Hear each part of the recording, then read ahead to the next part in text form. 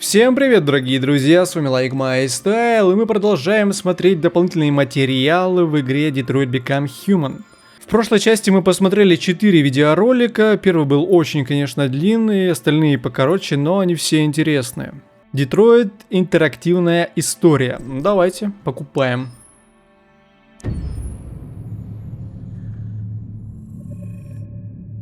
Game after game, we try to challenge Heavy ourselves. Rain. For Detroit, we wanted to first of all to write a Дэвид story Кейдж, that это would же be этот, самый главный у них там, нет? bending, which means the most non-linear story that we've ever created, and we wanted really Так, the сам player играет. to have the possibility to change the story, change his own journey. When you're writing at Quantic, you're writing for an interactive medium. Ну, у них, конечно, и When you're working студия. in television, you'll put a character in a difficult situation, and you as a writing team will argue about what would that character do.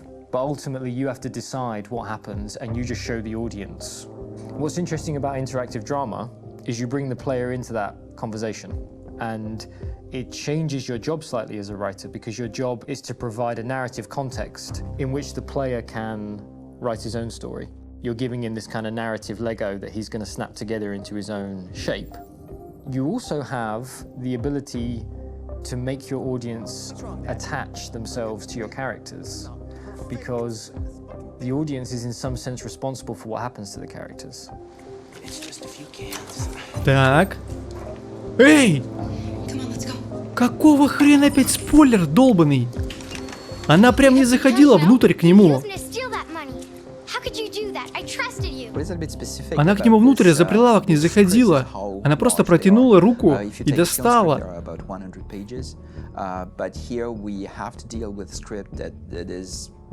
Я зашел прям туда, нагнулся, открыл, достал аккуратно.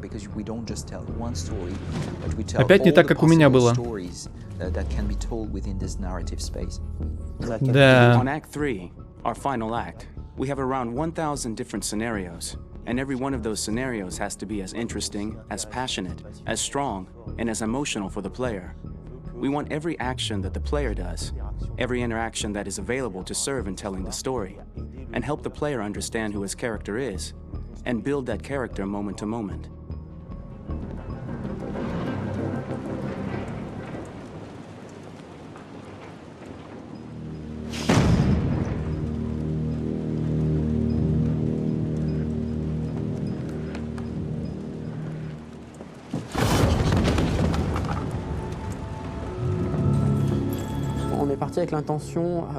We started with the intention pretty early on that we would never lie to the player. So we implemented a visible tree structure in the game that players can consult during a scene or at the end Конечно, of it, много народу работали which над shows игрой. exactly what they did and what Студия у they них missed. большая. There are games out there offering world Еще читал exploration. новость, то, что это We самая offer продаваемая narrative игра exploration. у них получилась. Keeping control of such a wide and large story is a huge challenge. Перегнала Heavy Rain по продажам и Beyond Two Shoot with Souls actors, на старте своем. because you will need to shoot many different versions of each dialogue of each scene. For actors, it's a huge challenge. Because of the style of the game, you have so many different ways that the character can go. Every decision, it's what I call kind of choose your own adventure. Like every decision that the player makes, it's going to open up 40 more pages of material and experience that ties in, which means as a performer, you have to try to continue to make things feel real that the player might not ever see, but also that in performance, it's not always connected to a previous act. It's grueling, it's hard work, but it's a great Не, ну team. когда смотришь, как люди работали, актеры реальные, играли свои роли, грех просто не поддержать игру. Поддержка только одна, это купить ее. Но на PlayStation 4 вроде до сих пор пираток нету, поэтому те, кто хотят поиграть, покупают. Этим-то и поддерживают. Ну, на самом деле, им пора уже делать игру свою на разные платформы. Тогда очень большая аудитория у них будет. На ПК, на Xbox. В несколько раз просто увеличат свою аудиторию. Это значит, будет больше продаж и больше прибыли.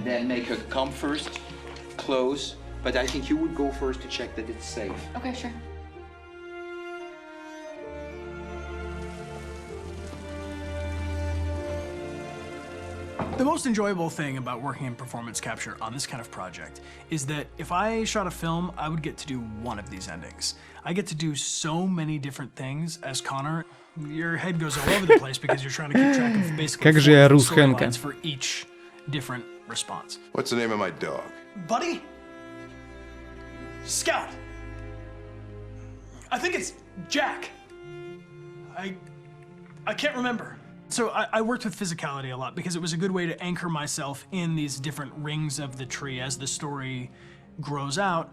I know where that is physically in my body, and then I can switch more continually on set, and it'll be entirely up to the player to determine what order those things come out and what they look like from a distance. Like if you're playing through it, the culmination of all of that will be their version of Connor. I'm faster than you, and I don't feel pain. You don't stand a chance against me. Listen, asshole. If it was up to me, I'd throw the lot of you in a dumpster and light a match to it. Tourner les scènes d'action à... Shooting action Им нужно было на съемках себя вести как андроиды. Тебя толкают, а ты такой отходишь в стиле андроида. Реальный человек, конечно, другие сделает движения. And tell him that the choices he makes during an action scene will have a direct impact on the evolution of his story. Mon plus grand défi sur Détroit, Ну, это my сразу на biggest компе. challenge on Все Detroit has просчитывается. been managing the large number of animations that we received from motion capture. Détroit compte... Detroit features more than 37,000 animations, which is a huge amount to handle on a daily basis. Donc il faut prendre conscience que You have to realize that the player, in his first playthrough, will miss certain scenes. This also means Локации that we had to прорисовывают. think of, conceive, and produce all the potential story paths. The characters' costumes, the places, day or night, the weather. Did the character get shot in the shoulder? Did he get injured? All this consistency forced us to produce a lot of graphic assets in order to, quite simply, allow the player to have true continuity throughout the story. continuité dans l'histoire. Honestly, we were even surprised by the challenges that come with such a big tree structure, and we did our best to guarantee quality across all the game and make sure that whatever path you choose within this narrative space, you will have an equally good experience.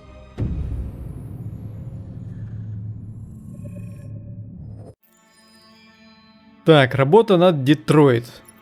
Покупаем дальше. Один видеоролик был 7 минут. Вы что, серьезно?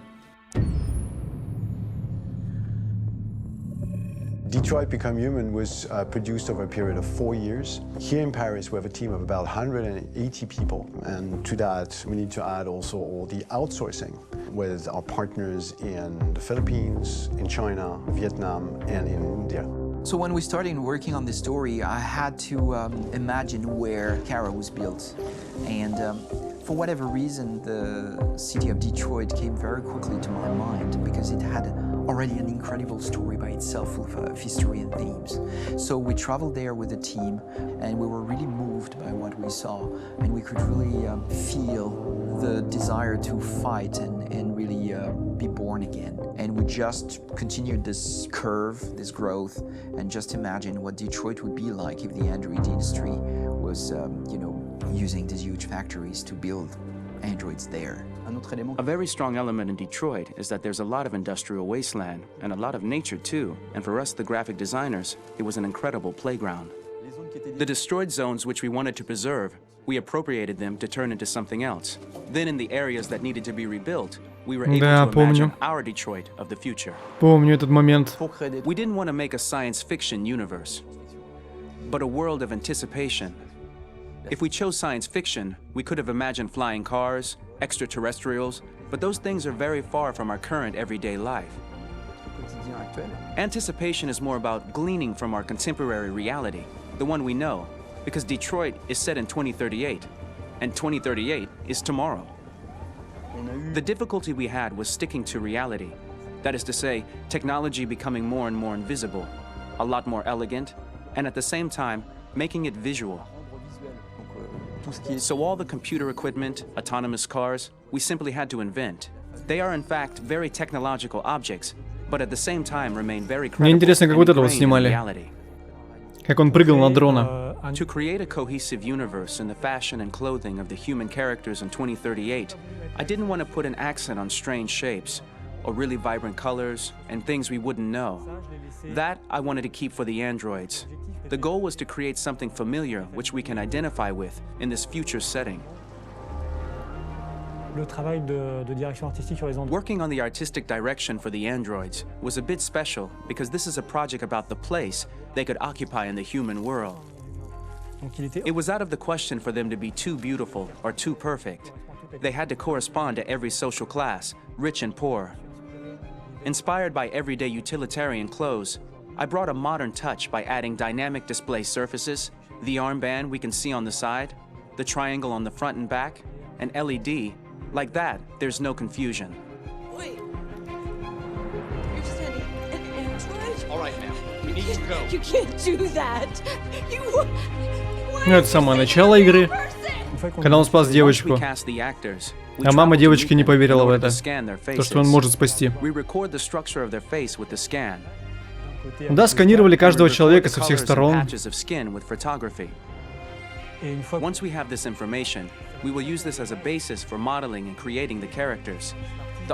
Лицо детально. Потом уже все это делали в компьютерной графике. Who corresponds to the project in the world. When the actors come to Quantic Dream, we show them the design, what their image will be, and what they will look like in the game. Работа, конечно, огромная. Gives them another dimension and color to connect with emotionally. It helps them think about how to play their character. Your mission. That's all you care about, huh? You should consult a professional who can help you. Beat it, you hear me? Get the hell out of here. So there are 3 types of shoots at Quantic Dream. Shooting and performance capture, where you capture the whole actor, his voice, his face, and his body. These shoots are obviously done with American actors because the game's original version is in American English. After that, there are the body-only shoots, representing around 250 days of filming, while the performance capture is 100 days of filming. Now, body-only shoots, there are 2 types. There are the action shoots and the technical shoots, which are mokit shoots. Mokit is when the player controls a character on the screen, and he moves in an environment to explore it.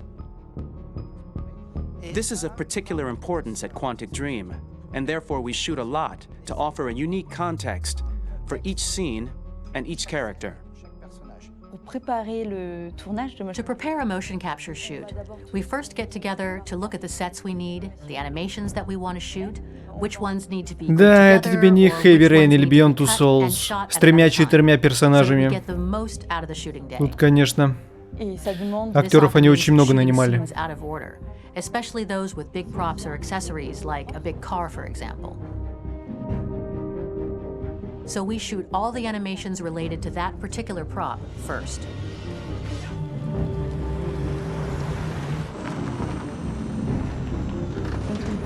The biggest challenge for the mocap team was shooting a Spider-Man mokit.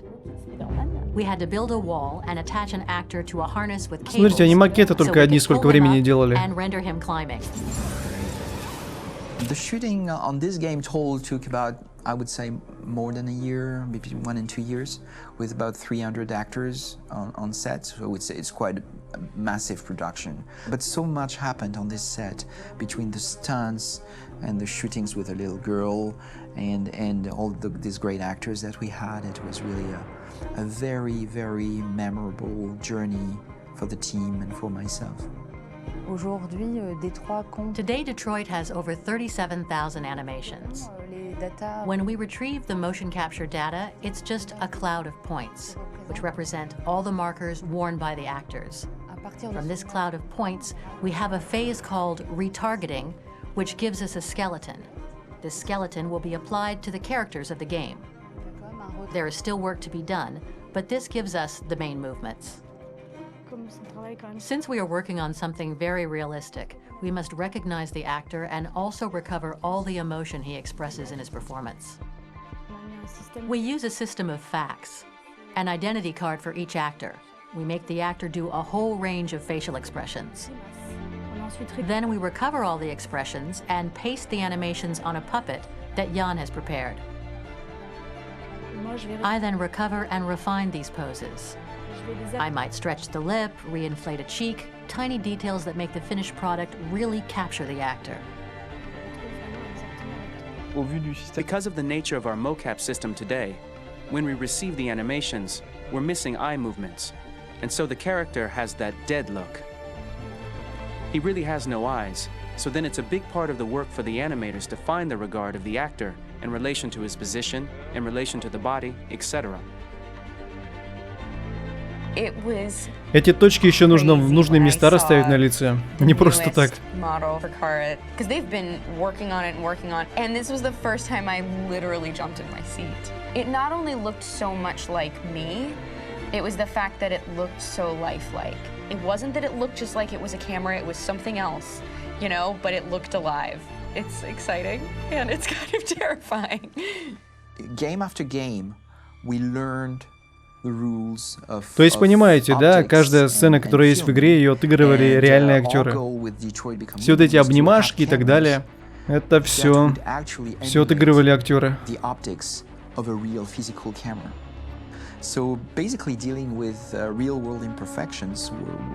Что-то, конечно, на компьютерной графике пририсовывали, да, но в основном все сцены они, получается, снимали.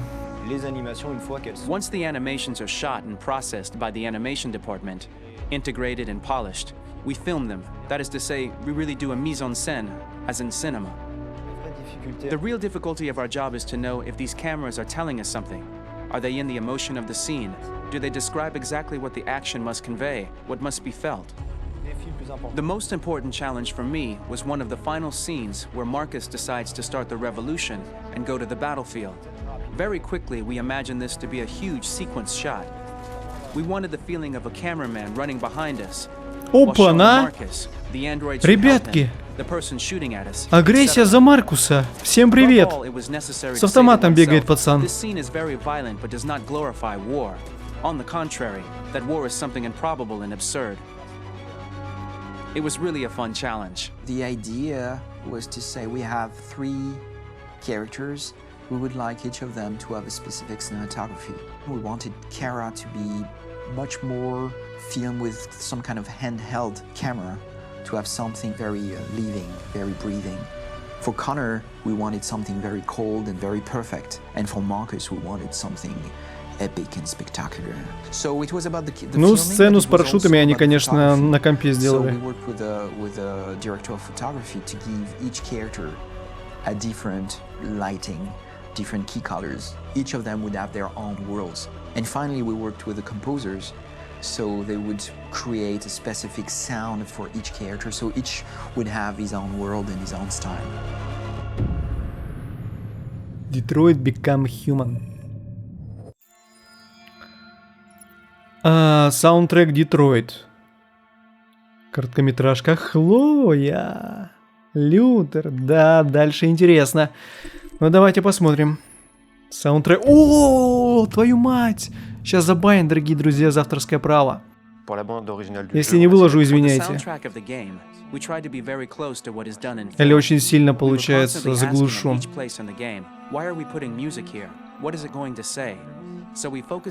Это как музыку делали. I'm sorry, honey. I'm sorry. I'm sorry. You know I love you, don't you? You know I love you. We make games that are very narrative. We're really into interactive drama. So the soundtrack also had to go in that direction. Давай, ну покажи, как саундтреки делали. Как там оркестры у них играли, я не знаю. 3 musical sound identities, and from there, having 3 composers made sense, since the story of Kara, Marcus, and Connor are all completely different.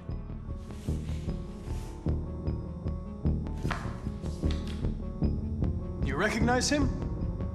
It's Carlos Ortiz. For Connor, we wanted a soundtrack that could be very cold and very mechanical, very machine-esque somehow. For Kara, we wanted a soundtrack that would be very moving and emotional. It was about the quest for identity, but it was also a journey about love. Мне интересно, на этом пиратском острове можно было как-то накосячить, чтобы эти андроиды на меня напали, реально.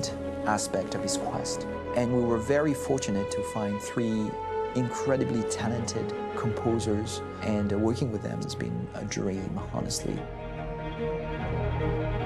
Во, наконец-то. Оркестр. My name's Philip Shepherd, and I'm a composer and a cellist and a producer. And today we're at Abbey Road Studio One, which is my favourite studio in the world. And today we're recording the soundtrack for Kara from Become Human.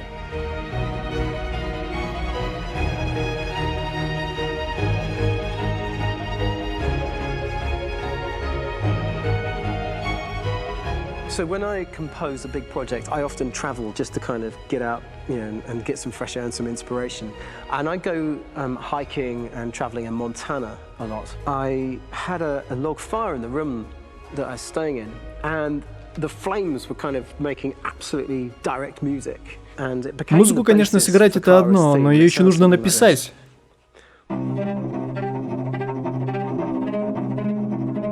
Ее еще нужно написать, чтобы ее сыграть. А это уже совсем другая работа. I found a little theme that just seemed to fit over the top, which is taking Kara's name, Kara, and just using like a two-syllable motif. Сыграть-то любой человек сможет научиться.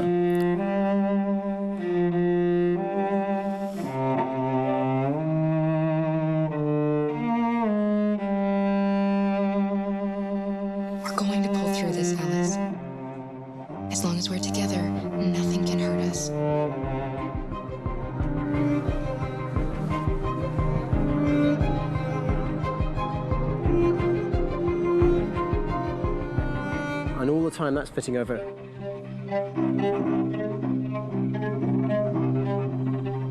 So it kind of works in lots of levels. And in fact, every single theme in the score has one of those elements built into it. And it becomes sort of the DNA of every single tune.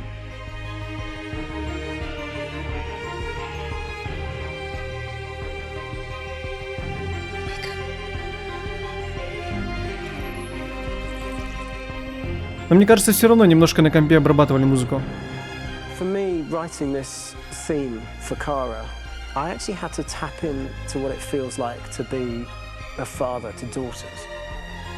I really had to tap into everything I feel about my daughters and thinking, well, if I had to write music for them and that sense of trying to protect them but also give them the freedom, that's totally where it came from. Because each composer has been given the sort of narrative responsibility for very different characters, I haven't had to sort of go into other styles. I can actually be very loyal to this particular character and sort of hopefully encapsulate her. But it means also I've suddenly become very connected to this character. And if for some reason it goes to game over early, I'm getting mortified, you know? They're over there! Starting a new project for me personally, it's always finding the right tone, finding the right color, I like to call it. For me, it's finding that right texture that actually sits against picture really well. One of the biggest things is I created custom instruments for Conor. Но у каждого героя своя музыка. У Кары там в основном такая печальная была, у Конора какие-то ударные инструменты, я думаю, были. Такая была более загадочная. My approach to all of these custom instruments is that I hear the sound in my head. And either I could just come into the piano and just be like, all right, so I'm gonna just get on the computer and just create it. I rather be able to play these instruments physically. Oh, that's nice. You can do the...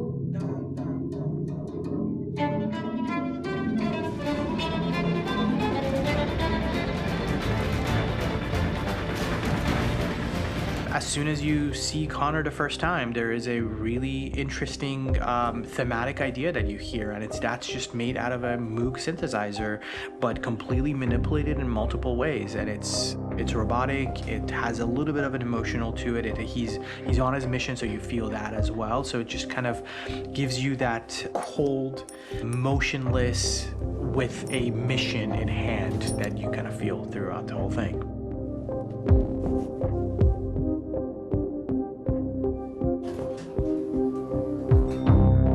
Because the music evolved, one of the things that I was very weary and I was very kind of focused on was the way that the music has to evolve. So my idea behind it was that Conor is a singular android that could at any point become a deviant or could actually stay as an android. So I created a more or less an Conor theme, and then I was able to just manipulate it in different aspects of it. Is everything okay, Lieutenant? Chris was on patrol last night.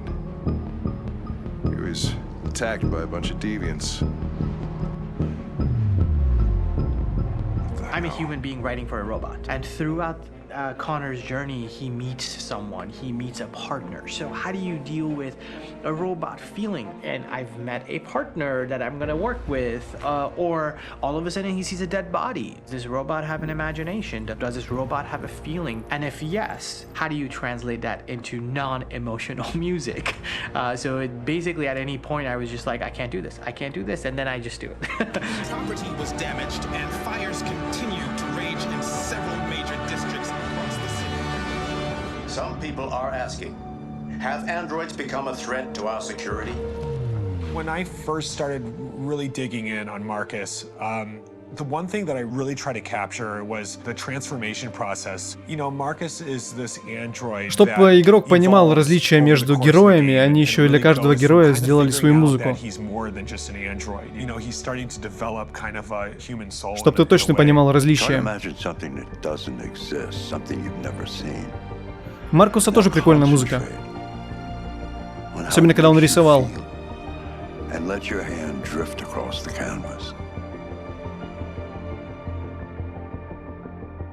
Ой, ой, спойлер. Что это мы такое нарисовали? Was that he almost became a savior for a lot of the other androids in the game. So when I started developing the theme for Marcus, I really made it like a church hymn.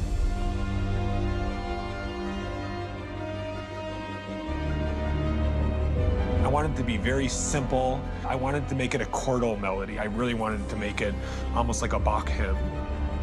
Да, что-то в этом есть. У Маркуса отличается. If I made it too complex from a harmonic standpoint, it would be hard, I think, for people to kind of pick it out and recognize it.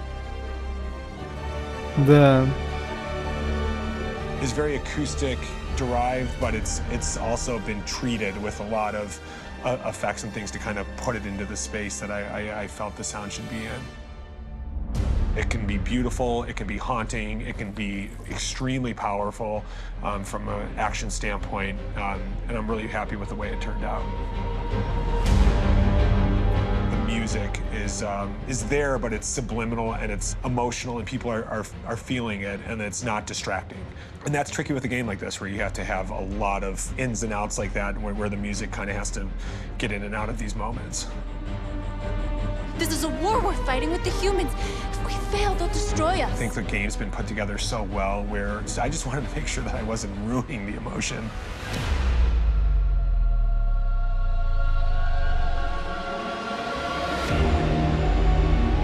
I gotta be honest, when we first started on this path, I said, oh man, this could be pretty messy, you know? I mean, it could feel disconnected, but I mean, it's amazing how they really guided us and got us to really kind of all be in the same world, but at the same time feeling completely different. So it's really gonna stand out and kind of be one of those games where people are really gonna notice the music and kind of how it was crafted, and, you know, and all the hard work that went into being able to pull it off in a graceful way.